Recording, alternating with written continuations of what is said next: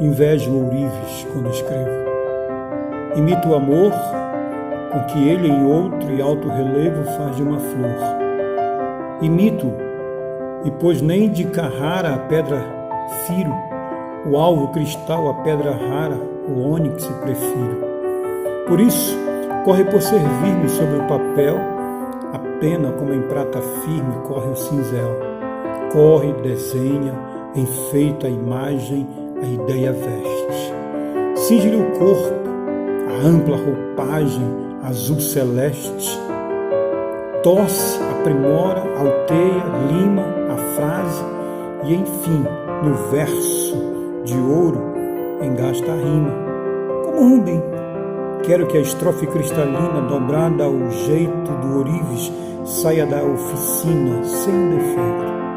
Assim procedo, minha pena segue esta norma, por te servir, deusa serena, serena forma. Celebrarei teu ofício no altar, porém, se ainda é pequeno o sacrifício, morra eu também. Caia eu também sem esperança, porém tranquilo, ainda ao cair, vibrando a lança em prol do estilo. Essa poesia, o poema é de Olavo Bilac, contém 30 estrofes, bem longa. Eu li uma parte para vocês. Faz parte da escola chamada Parnasianismo, que está no material de vocês. Eu queria que vocês acompanhassem lá na página 171. Aqui no material de vocês, vocês têm essas imagens aqui, ok? Então vamos lá, peguem lá o material, vamos dar uma olhadinha rapidinho nessa parte introdutória sobre o que é ou o que foi o parnasianismo, né? Essa escola literária que é concomitante ao realismo. Vocês vivem na mesma época do realismo e naturalismo, isso final do século XIX ali, tá? Então, nesse primeiro tópico que vocês têm aí, a gente lê o seguinte: o movimento parnasiano surgiu na França, então não é um movimento brasileiro, é um movimento francês, por volta do ano 1860 a 1866, quando um grupo de poetas decidiu criar o quê? Criar um princípio. Grifem para mim isso daí, porque o princípio que norteia essa escola é a arte pela arte. Então, com a edição da antologia Le Parnasse, ou seja, o Parnaso contemporâneo, que está em francês, o parnasianismo foi lançado como um movimento estético que negava o sentimentalismo romântico quando o envolvimento político da arte realista.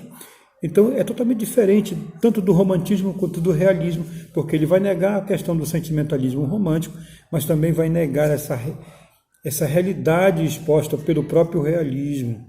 Tá? Então, ele é totalmente às avessas das duas escolas. Tá? Então, de onde vem esse termo Parnaso, ou parnasiano, ou parnasianismo?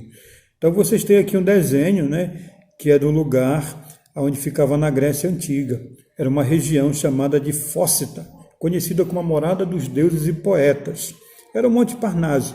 Quer dizer, ali, isolado do mundo, né, de todas as coisas, eles se dedicavam exclusivamente à arte, a fazer arte.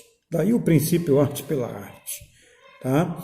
Então, essa informação se deve fazer se lembrar que o parnasianismo preza pela aproximação às fontes e aos ideais clássicos da arte. O belo, o bem, a verdade, a perfeição, o equilíbrio, a disciplina e o rigor formal e também a obediência às regras dos modelos, né, da arte, como imitação da natureza, que é a mimese aristotélica e a razão e o antropocentrismo. Então é uma escola que preza e vai resgatar um pouco daquilo que foi feito no classicismo, né? E também no arcadismo, como nós vimos anteriormente. Tá? Essa escola teve uma influência greco-romana, tá? No tópico 1.1 que você tem aí no seu material. Então, a romper com as correntes do seu tempo, que era o realismo, tá? E o romantismo, quer dizer, o parnasianismo vai retomar os valores da cultura greco-romana no campo temático, isto é, o assunto do poema. Os parnasianistas, tá, apreciam as referências a personagens mitológicas, Por isso você vai encontrar em muitos textos alegorias que são construídas sobre a história da mitologia greco-romana. Tá? Então, o poeta parnasiano costuma dedicar textos a grandes descrições de objetos preciosos ou referentes à cultura antiga. É importante isso daqui, por quê? Porque a próxima escola que vem é o simbolismo. E o simbolismo, o próprio nome já diz, símbolo, então ele vai utilizar de algumas imagens, de alguns objetos e atribuir esse objeto sentimentos, a parte metafísica. Então pega um pouquinho do parnasiano e essas escolas vivem no mesmo período, ok? Então, como ele fala aqui no material, aqui na parte lá embaixo, da imagem que vocês têm de Vênus como Afrodite, você tem aqui um vaso que pode ser tema de um trabalho de um soneto, né? Embora preze pelo racionalismo, o parnasianismo ele é totalmente artificial. Tá? Ele gosta de trabalhar a questão da construção do poema, com que ele vai construir um templo, uma escultura, ou que caracteriza como a tendência de culto à forma perfeita. É o traço mais marcante dessa estética poética. Então, coloque aí, grife esse traço, caracterizado como uma tendência de culto à forma perfeita.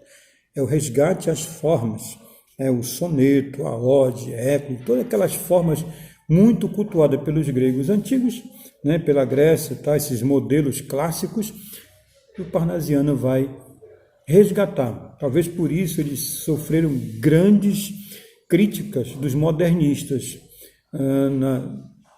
Na Semana de Arte Moderna, eles fizeram ali grandes críticas a esse modelo parnasiano, embora ainda o parnasianismo ainda conseguiu viver até 1922, por ali, tá? Não aderindo às tendências modernas que estavam surgindo no século XX. Então, nessa primeira parte aí, entenda que o parnasianismo é uma escola que resgata os modelos clássicos greco-romanos, que tem a apreciação das formas, valoriza as formas e que também tem um padrão estético, que é a arte, pela arte. Mas na próxima videoaula a gente conversa mais um pouquinho sobre a tríade brasileira de poetas parnasianos, tá? E algumas características mais dessa escola. No texto que nós lemos, o Ourives, tu percebes ali que o parnasianista ele preza pela beleza da palavra, uma palavra mais rebuscada, pela beleza das rimas ricas, e também por um linguajar bem difícil. Mas é uma escola que tem o seu lado positivo e também tem o seu lado negativo, que sofreu muitas críticas.